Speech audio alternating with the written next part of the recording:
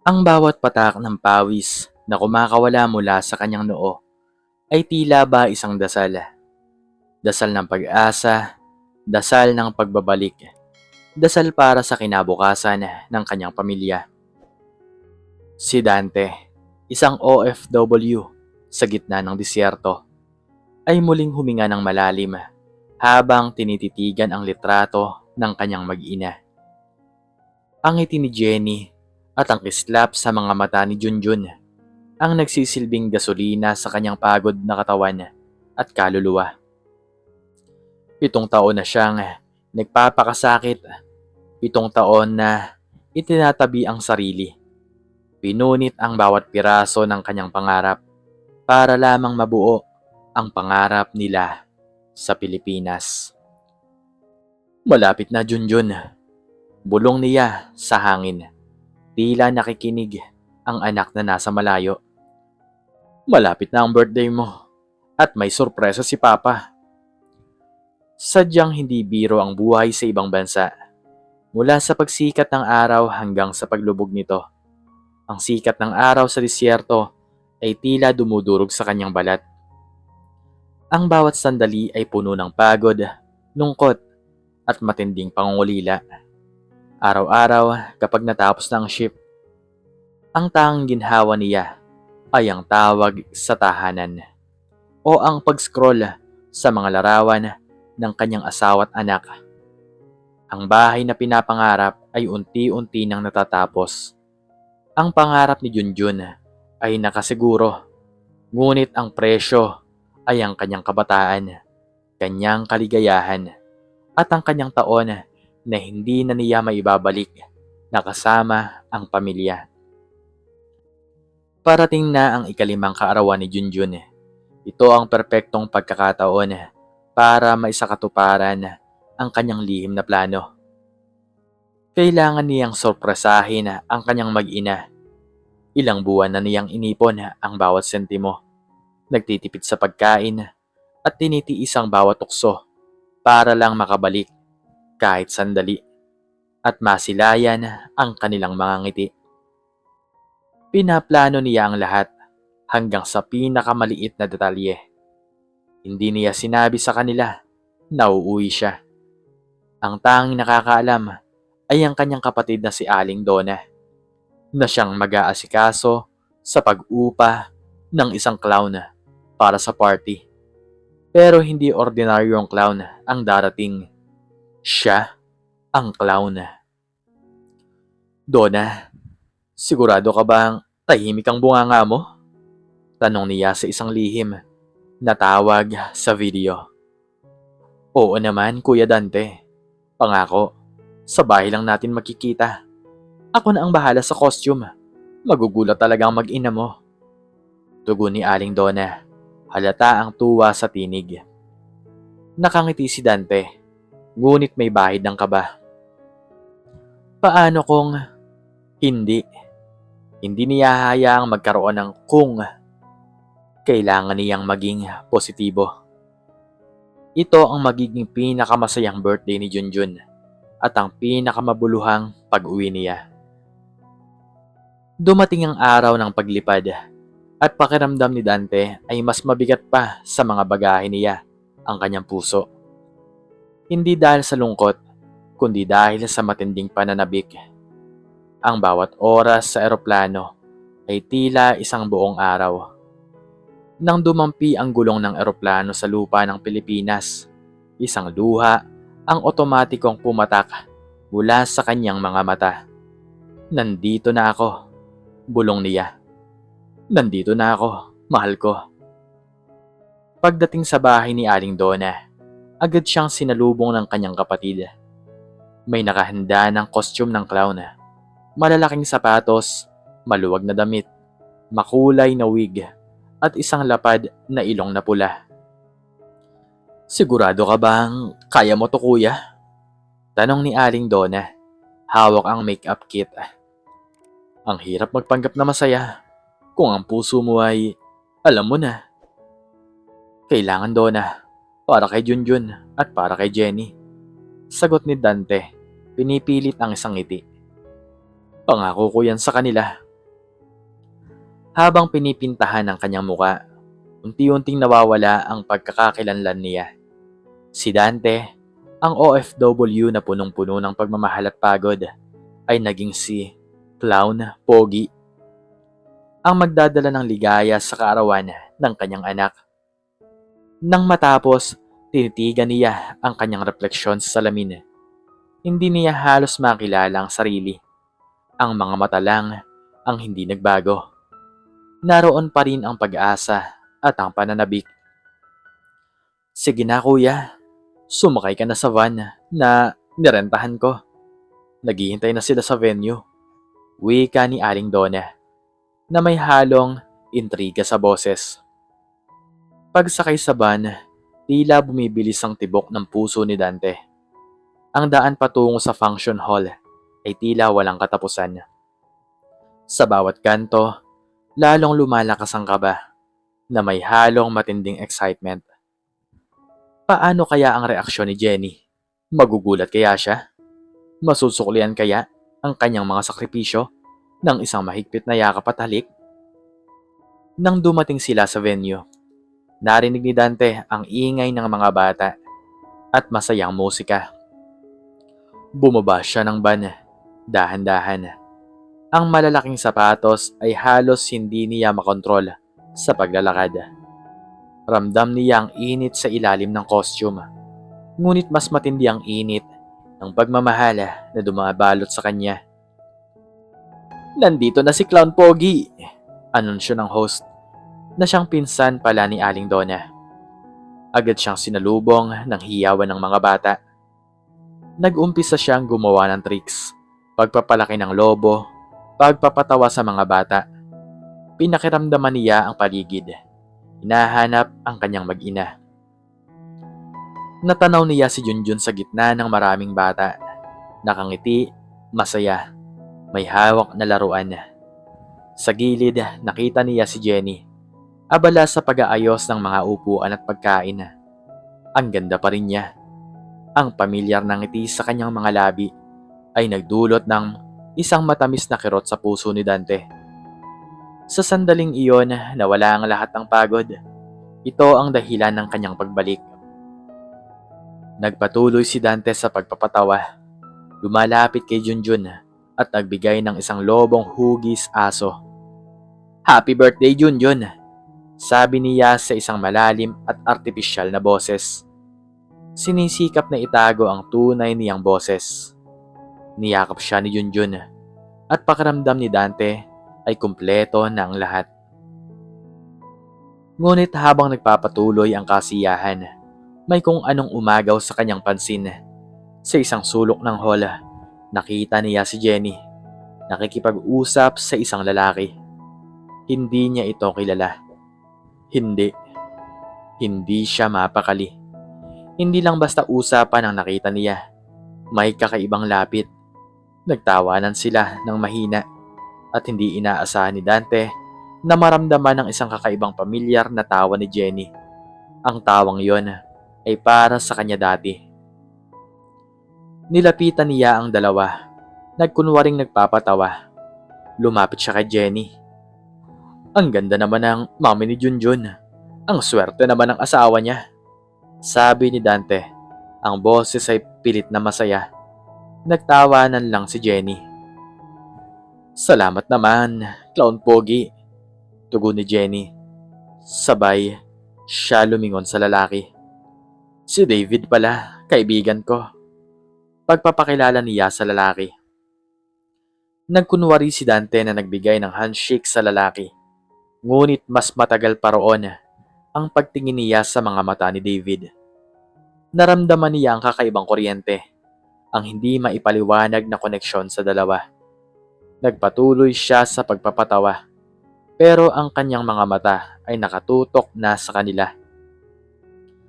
Habang naglalaro ng charades, ang mga bata, nakita ni Dante kung paano sumulyap si David kay Jenny. At ibinalik naman ito ni Jenny ng isang matamis na ngiti. Ang ngiting iyon ay hindi dapat para sa ibang tao. Ang ngiting iyon ay para lamang sa kanya, sa asawa niya. Nagsimulang manginig ang mga kamay sa ilalim ng makapal na gwantes. Maya-maya, narinig niyang nag-uusap sina Jenny at David sa isang sulok, bahagyang malayo sa mga ingay ng party. Pinilit ni Dante na lumapit, nagkunwaring nag-aayos ng props. Salamat talaga, at nandito ka David, sabi ni Jenny. Ang boses ay puno ng pagpapahalaga. Kung wala ka, baka hindi ko kinaya ang lahat ng to. Wala yun mahal, sagot ni David. At ang salitang mahal ay tila kidlat na tumama kay Dante. Alam mo naman na gagawin ko ang lahat para sa'yo at kay Junjun. Namimiss ko na nga sana kayo sa bahay.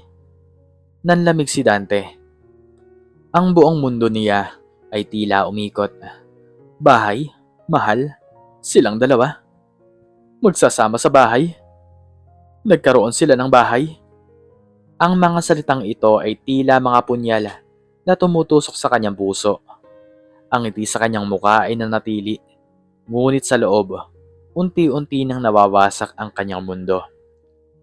Ang lahat ng sakripisyo, ang lahat ng pagod, ang lahat ng pangungulila ay tila isang malaking kalokohan. Hindi niya narinig ang iba pa. Ang tanging naririnig niya ay ang tunog ng kanyang nabasag na puso. Ang kanyang mga kamay ay nanginginig. Halos hindi na niya mahawakan ng props. Napakalaking pagkukunwari ang iginuhit niya sa kanyang muka. Naramdaman niya ang pagdaloy ng luha sa ilalim ng makapal na makeup. Ang kanyang mundo ay lumulubog. Kailangan niyang magpanggap para kay Junjun. Hindi niya maaaring masira ang kaarawan ng anak niya dahil sa kanyang sakit. Ngunit paano? Paano ka magpapatawa kung ang puso mo ay umiiyak? Paano ka magbibigay ng kasiyahan kung ang bawat tibok ng iyong puso ay sumisigaw ng sakit? Nagpatuloy siya sa kanyang performance. Ngunit bawat ngiti ay pilit, bawat tawa ay walang laman. Ang kanyang paningin ay madalas na napupunta kina Jenny at David, na ngayon ay mas nagiging komportable na sa isa't isa. Hinawakan ni David ang braso ni Jenny at nagawang umiti ni Jenny nang hindi naman umiiwas. Ang tanawin ay parang pelikula, isang pelikulang puno ng pagtataksil at ng panloloko. Kaya ko pa ba to? Bulong ni Dante sa kanyang sarili. Ang tinig ay halos hindi na lumalabas. Kaya ko pa bang magpanggap? Pero nakita niya si Junjun, masayang masaya sa kanyang lobo. Nakatingin sa kanya na may paghanga. Hindi niya pwedeng sirain yun. Kailangan niyang maging matatag. Pero kailangan niya ring gumanti. Hindi niya papayagan ang kanyang pagod at sakripisyo na maging isang biro. Nakarating ang party sa puntong kailangan nang magbigay ng regalo at maghukay ng sorpresa. Lumapit si Dante sa host. Kaibigan, mayroon akong isang espesyal na laro para sa kanila. Bulong niya sa host. Ang boses ay seryoso sa kabila ng clown na makeup. Anong laro yun, Clown Pogi? Tanong ng host. Ang laro ng katotohanan, sagot ni Dante. Ang kanyang mga mata ay nagbabaga, kung saan ilalabas ang mga lihim. Nagtaka ang host, ngunit kumilos ayon sa gusto ni Dante. Okay, mga bata, mayroon po tayong isang laro, ang laro ng katotohanan mula kay Clown Pogi. Kailangan natin ng 2 tao, isang babae at isang lalaki, na may pinakamalaking lihim. Sino kaya yon? Nagsimulang tumingin-tingin ang mga tao. Gumiti si Dante. Ang ngiting tanging pagpapanggap na lamang. Alam ko kung sino. Sila ang pinakamagaling magtago ng lihim. Halika, Jenny, at kasama mo, David. Nagulat ang dalawa. Ha? Bakit kami? Tanong ni Jenny. Halata ang pagtataka. Kasi kayo ang pinakamalakas tumawa. Kaya sigurado akong may malalim kayong lihim. Sagot ni Dante. Ang kanyang boses ay malakas at puno ng ironiya. Nagtawa na ng mga tao. Walang nagawa sina Jenny at David, kundi ang tumayo sa harap. Ang laro ay simple. Ani ni Dante. Magtatanong ako at sasagutin niyo ang totoo. Kung hindi, malalaman ng lahat ang inyong lihim. Kumuha siya ng isang kahon na may lamang mga papel. Sige Jenny, ikaw muna. Sino ang pinakamamahal mo sa buong mundo? Siyempre, si Junjun. Sagot ni Jenny. Tawa ng tawa. Mahusay. Ngayon David, sa mga babaeng nandito, sino sa tingin mo ang pinakamahalaga sa'yo? Tanong ni Dante. Diretso ang tingin kay David. Nag-aalangan si David.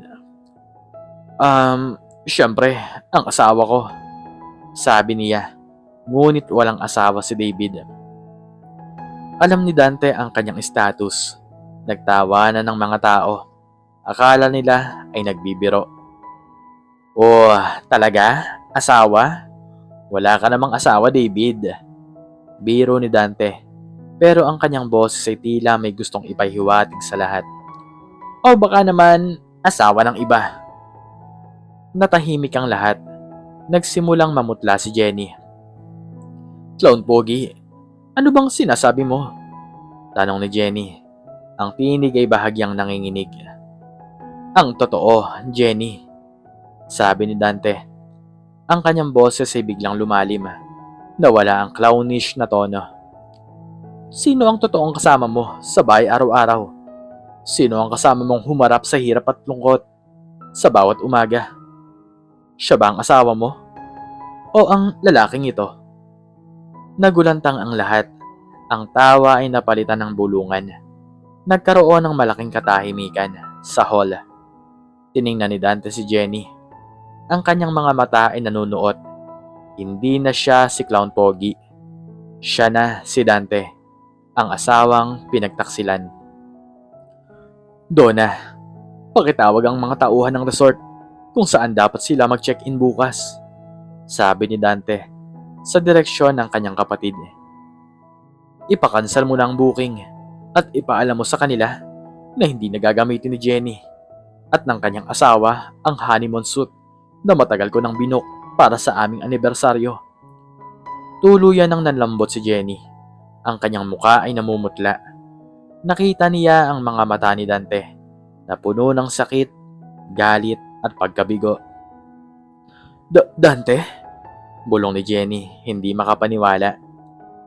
Sa harap ng lahat, dahan-dahang hinubad ni Dante ang kanyang wig, ang malaking ilong at pinunasan ng makapal na makeup. Unti-unting lumitaw ang kanyang tunay na muka, ang mukha ng pagod na OFW. Ang mukha ng asawang niloko. Ang kanyang mga mata ay pula at puno ng luha. Ako to, Jenny, sabi ni Dante. Ang kanyang boses ay basag. Ang asawa mo, ang tatay ni Junjun, ang lalaking 7 taon mong pinagsisilbihan, ang bawat patak ng pawis. Para lang mabigyan ka ng magandang buhay. At ito ang isinukli mo, ang panloloko, ang pagtataksil sa sarili nating bahay, sa harap ng sarili nating anak. Nagsimulang umiyak si Jenny. Napakagat siya sa kanyang labi. Dante, hindi ito yung iniisip mo. Ano pa bang iisipin ko, Jenny? Sagot ni Dante, puno ng pait. Narinig ko ang lahat. Narinig ko kung paano kanya tinawag na mahal at kung paano kayo magkasama sa bahay. Saan siya natutulog, Jenny? Sa kama natin? Sa kama na pinaghirapan ko? Habang ako nagpapakahirap sa disyerto? Nangangamba kung may makakain pa kayo? Nagsimulang magbulungan ang mga bisita. Ang ilan ay tumayo na. Ang iba ay nagtitinginan sa kanya nang may awa at galit kay Jenny. Si Junjun, na kanina'y masaya, ay nagtatago na sa likod ng kanyang tita Donna. Takot at lito sa mga nangyayari. Lumapit si Dante kay Jenny at David. Ang kanyang mga mata ay nanlilisik. 7 taon, Jenny. 7 taon akong nangulila. 7 taon kong tiniis ang lahat para lang sa'yo at kay Junjun. Para sa pamilya natin. Ngayon, sa harap ng lahat ng taong narito, gusto kong malaman mo na ang lahat ng pagod ko, ang lahat ng sakripisyo ko, ay naglaho na parang bula dahil sa ginawa mo. Humarap siya kay David. At ikaw, sabi ni Dante. Ang kanyang boses ay kalmado, ngunit puno ng banta. Sa pagkakataong to, di ko pa kayo haharapin. Pero tandaan mo, malaki ang mundo at mas mailap ang katarungan. Sana masaya ka sa pananalo mo sa misis na pinaghirapan ko.